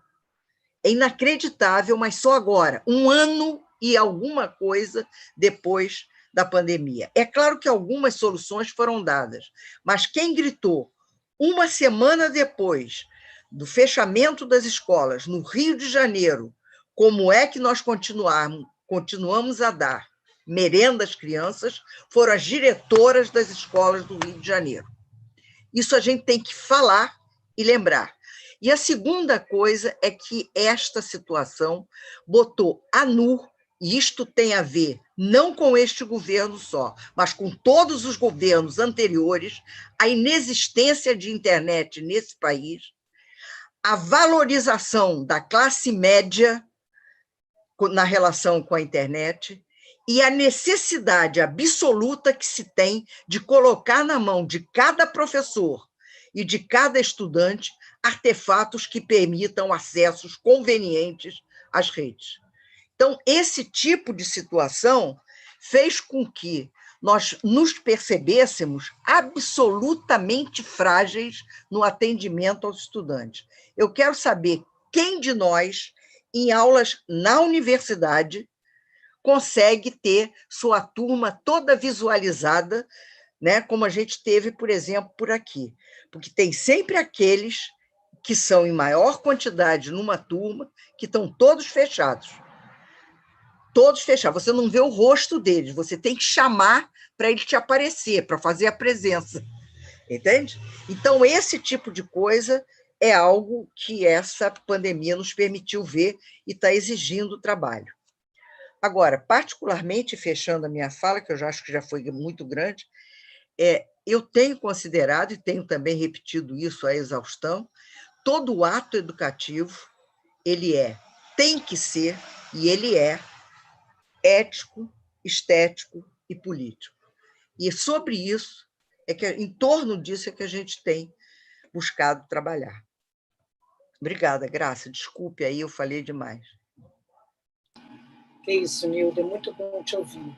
Então, a gente tem ainda uma questão do Leonardo, do Léo Peixoto, mas eu queria, antes disso, passar rapidamente, porque a gente tem também uma transmissão no YouTube, né? Então, eu vou só ler aqui algumas questões que foram colocadas, tá? Simone Costa, é uma alegria enorme rever e ouvir meu querido professor Dirceu e professora Nilda. Sheila Martins, adorando cada segundo dessa conversa. Gisele Lucas, que dia maravilhoso de aprendizagem. Marina Campos, que alegria esse encontro. Tiago Ribeiro, perfeito, Nilda. As conversas nos constituem. São um modo não extrativista de viver a pesquisa. Joelson Moraes, encontro maravilhoso esse com a querida professora Nilda Alves. Maricla Silva, é sempre um prazer ouvir a professora Nilda. Regina Célia Moura de Macedo, que maravilhoso esse encontro. Tantas pessoas queridas. Elisama Barros, encontro mais que necessário. Alexandra Barbosa, maravilhoso sempre escutar a professora Nilda. Adriana Bruno Adri, muito bom, Nilda, grata por sua fala. Cláudia Meira, parabéns, professora Nilda, sempre um prazer ouvi-la. Saudades do Dirceu, Regina Célio. Débora Amaral, fala mais que necessário, uma fala que acalenta, mas também denuncia. Ida da Silva, parabéns, professora Nilda, essa é a realidade das escolas. Débora Amaral, viva Nilda, voz de quem vive e valoriza os saberes fazeres das escolas. Érica Rivas, momento maravilhoso e potente com meus eternos professores. Débora Cristina, falas tão sensíveis, mas que me afetam. Eu vou pedir, então, ao Léo que faça a sua questão para a gente fechar, e aí a Nilda vai fazer a sua resposta e as suas considerações finais, e para a gente fechar, que já está, a gente daqui a pouco tem, inclusive, a mesa de fechamento do CIPA, hoje, que vai ser bem bacana. Tá? Léo. Boa tarde a todas, todos. É um prazer estar aqui no fórum, agradecer a Graça por essa interlocução. Nilda, como é bom sempre te ouvir. Eu acho que eu tenho assim, um privilégio de, ao longo da minha formação, desde a graduação, poder te ouvir. E cada vez que eu te escuto, eu aprendo mais. Eu adorei a questão que você colocou, como depois de velho eu virei sábia. Eu anotei aqui para no futuro refletir se eu vou virar sábio também ou se eu vou ficar gagá. Não sei. Eu acho que virar sábia também é um privilégio. Hilda, enfim, muitas das questões que eu ia colocar já foram comentadas, mas eu acho que vale a pena, por Inês, sobretudo, mas acho que vale a pena falar um pouquinho de como eu tenho encarado a questão das narrativas e também te fazer uma pergunta. Você, quando traz a... Primeiro, vou falar a questão do que a Inês fala, quando você fala do arrumar, como é que é o termo que você usa? Arrumar o que foi dito. Eu concordo plenamente com a Inês. Eu até botei no chat que acho que foi corrigido no livro As Vozes do Mundo, mas depois eu fiquei na dúvida. Eu não tenho muita certeza se foi feito ou não a correção. Mas essa é uma coisa que tem assim, me incomodado demais, de como, sobretudo nas narrativas indígenas, né, que são as narrativas com as quais eu trabalho, e que tenho recebido, enfim, alguns artigos para avaliar, essa questão que às vezes não é central, que é a questão da fala, ela é colocada como sendo fundamental na narrativa. E o quanto eu acho isso assim extremamente desrespeitoso com esses interlocutores, que em muitos casos, por exemplo, não tem o português como parece que o pesquisador faz a opção.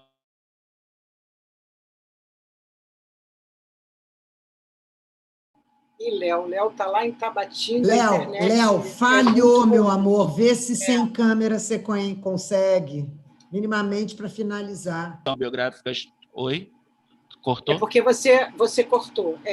Se você pode repetir sua questão, talvez seja bom você fechar sua câmera, tá? Tá, vou fechar, porque, enfim, gente, como a Nilda falou da questão da conexão, né? Eu estou aqui no Amazonas, eu não sei como na Austrália consegue ter uma conexão maravilhosa, mas aqui tudo é distante. Mas, enfim, eu estava falando sobre a questão que eu acho desrespeitoso com os interlocutores, sobretudo com os interlocutores indígenas, quando a gente coloca as narrativas tal como elas, né, com todas as marcas da oralidade, e muitas vezes esses nossos interlocutores eles não têm nem o português como a sua língua nativa, como a sua língua principal. Então, eu acho que é respeitoso, de fato, fazer isso que Nilda chama de arrumar o que foi dito.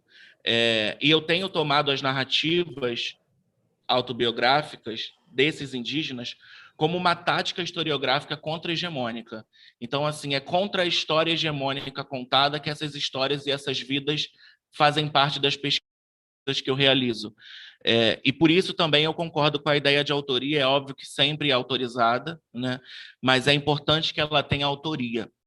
E aí, Nilda, quando você fala aqui na sua apresentação, você diz que para você as narrativas não são as narrativas normalmente escritas, mas as narrativas orais, né? Os sons.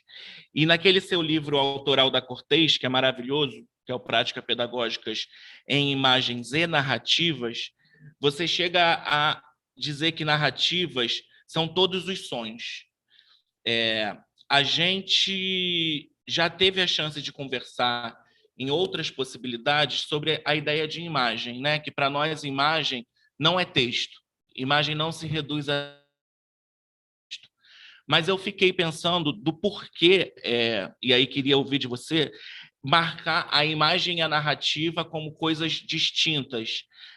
A imagem também, texto ela não é, mas a imagem também não é narrativa, não possibilita narrativas.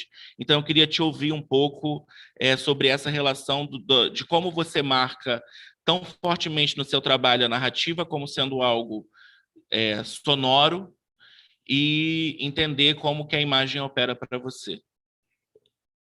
Eu espero que vocês tenham me ouvido bem. E desculpa aí, mas a Ouvimos conexão... sim, Léo, ouvimos. Tá, obrigado, então, ótimo.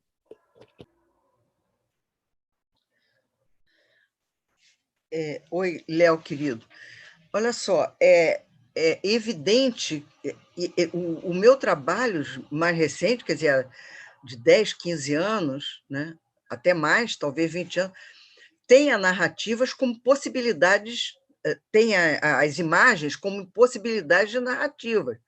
Quer dizer, eu tenho usado artefatos múltiplos exatamente para trazer narrativas, né? Possibilitar a criação de narrativas pelos praticantes, pensantes, docentes. Então, eu concordo com você, claro que é. Quer dizer, eu devo ter escrito algo errado, eu vou até olhar, se me mandar a página, eu vou olhar para ver se precisa de...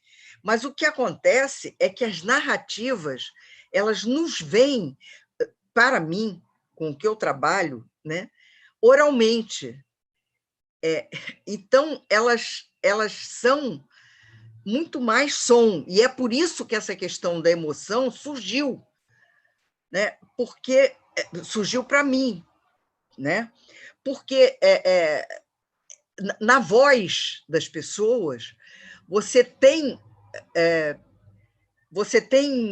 dados, né, que precisam ser trabalhados e que eu não sei ainda. Eu quero saber isso, como é que a gente faz e como é que a gente consegue transmitir isso.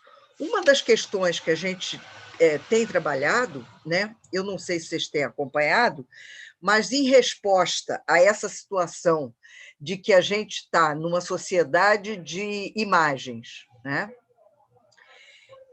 Embora Deleuze tenha dito claramente que seja de clichês, né? Mas a gente está nas imagens, a gente tem que estar aqui, está se vendo, você deve ter ficado incomodado quando teve que sair, né? Então, esse tipo de coisa que está posto, né? E que a gente quer usar esses aparatos muito mais exatamente que nos permite a visualização, né? Porque o rosto, a movimentação do corpo tem também as suas histórias, né? Que nos contam, mas a gente criou, e isso é alguma coisa que, para nós, pesquisadores com os cotidianos, tem que ser alguma questão extremamente importante, outras formas de contato com a sociedade, com os docentes e com os estudantes. Então, a gente criou o podcast, né? Um podcast que se chama Cotidianos e Currículos, e que já nessa semana que nós estamos acabando hoje, né? Ela já está no episódio 40, no programa 40, né? E foi começado só em agosto do ano passado, mas ele desculpe, mas tem uma motocicleta aqui ao lado movimentando, eu não sei se está atrapalhando muito. Foi embora. Então, esse podcast surgiu de uma discussão muito intensa no grupo de que nós precisávamos criar outros meios de contato além desses que a gente estava tendo, né? Um deles, isso se apresentou como dominante e foi para a escola, no país inteiro, dominante, foi o WhatsApp, né? Mas a gente queria criar outros para mostrar que havia possibilidade de outras coisas só com sons. E a gente criou o podcast, né, que foi usado incrivelmente por uma série de pessoas e tem surgido coisas lindas por aí nisso.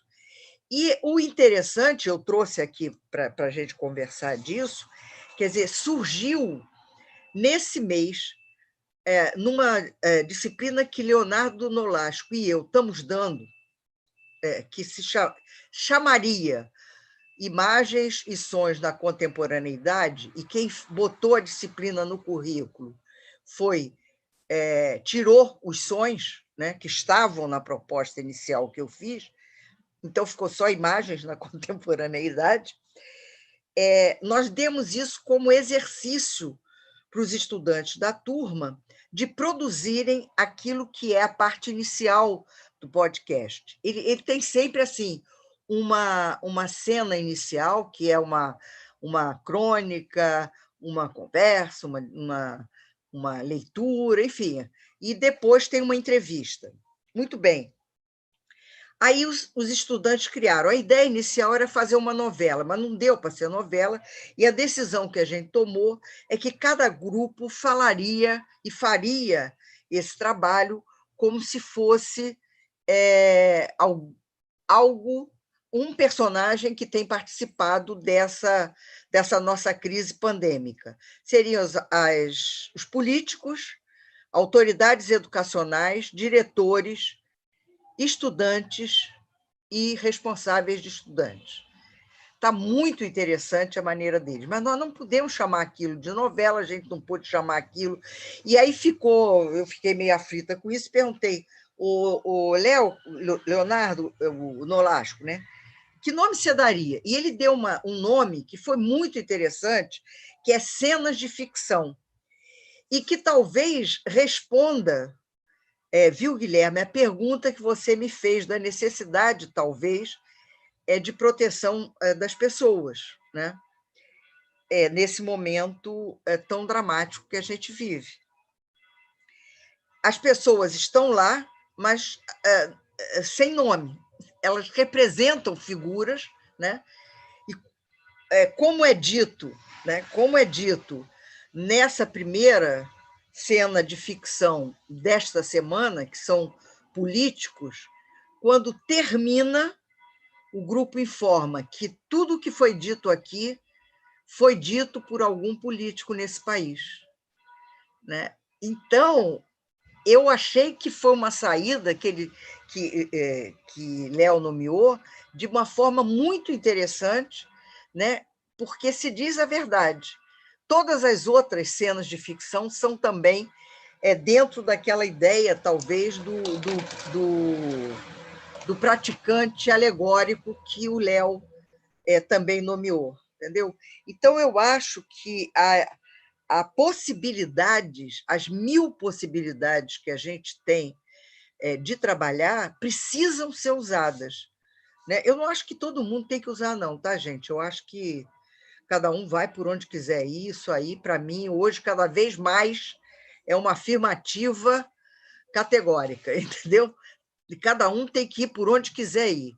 Agora, efetivamente, eu acho que a gente precisa criar essas ficções que possam ser só ouvidas, né? Porque ficam mais fáceis para certas pessoas que ainda não têm acesso fácil à questão das imagens, né? Enquanto a gente luta, afirma e reafirma que o país todo tem que ter internet. Para mim, o próximo governo que vier de esquerda, que não disser isso, não vai ter meu voto. Eu vou votar neutro, mesmo com o atual sendo candidato. Porque não é possível, nessa crise que a gente passa, não se afirmar que tem que ter internet em tudo quanto é lugar e que tem que ter material para se usar a internet em todas as escolas, professores, professoras e estudantes. Nilda, já estou te vendo votar nulo porque não tem internet nas escolas. Não, eu quero lutar para ter no programa. Não, eu concordo com você. Eu estou ameaçando. Que acredita.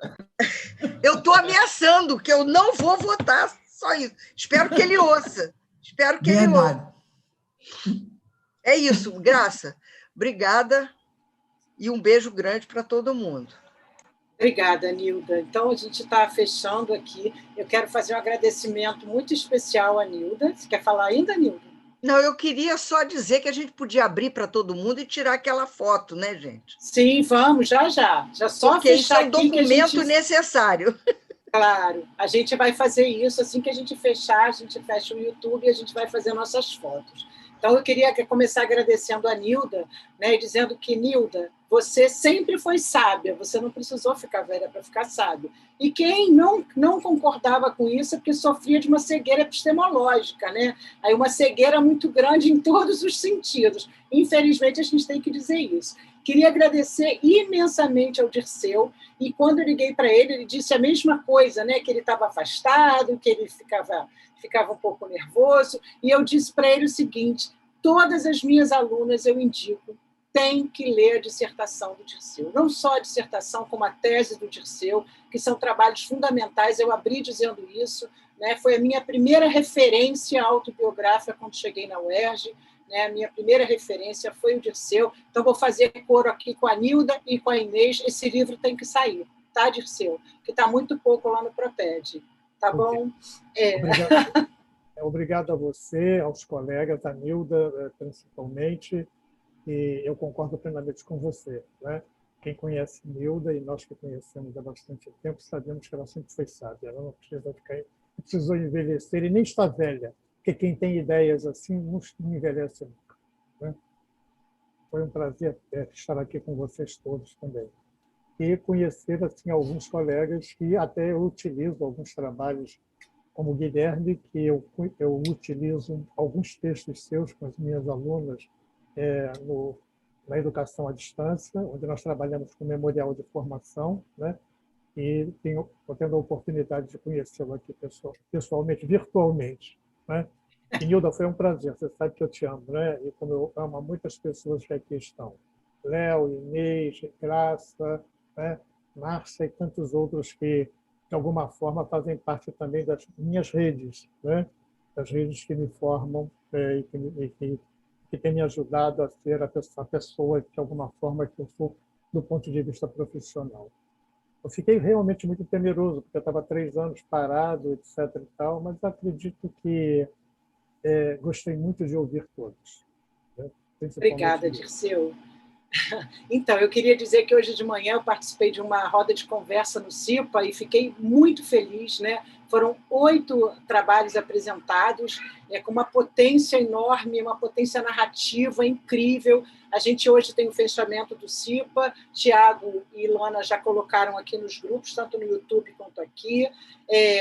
Agradecer a todo mundo que pôde estar aqui presente com a gente, dizer que a gente está se organizando. Então, a gente hoje fez uma página no Facebook, está fazendo no Instagram, e a gente, então, vai colocando lá as nossas novidades e que a gente espera muitos e muitos outros grupos de pesquisa, né, e programas aqui presentes. Tá? Muito obrigada a todos e todas. Vou pedir para quem está aqui no Zoom não sair e para a gente tirar fotinhos, né, que a gente precisa tirar para poder guardar esse momento tão incrível. Muito obrigada, então, mais uma vez.